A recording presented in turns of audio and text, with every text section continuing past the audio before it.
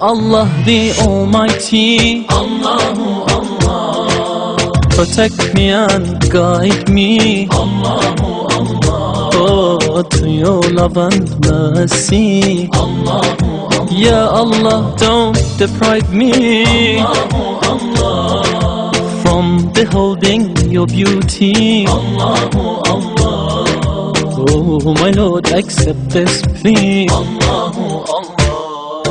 حسبي ربي جل الله، Allahu Allah, ما في قلبي غير الله، Allahu Allah.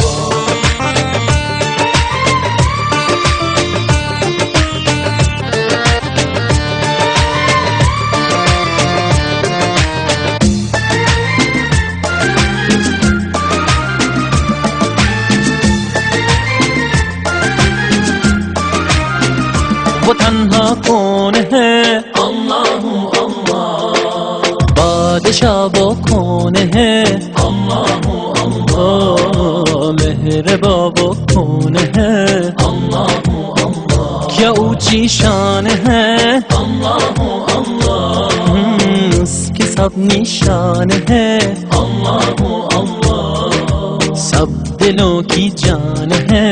Allahu Allah. حسبي ربي جل الله، Allahu Allah، ما في قلبي غير الله، Allahu Allah.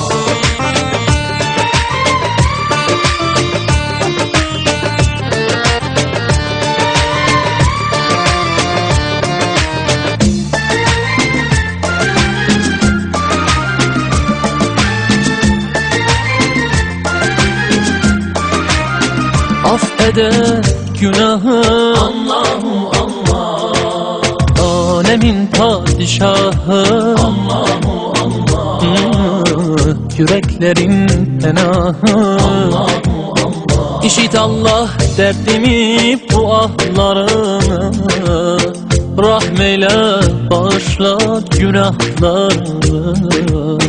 Hayır eyle hem akşam hem sabahlarımı. حسبي ربي جل الله، Allahu Allah، ما في قلبي غير الله، Allahu Allah.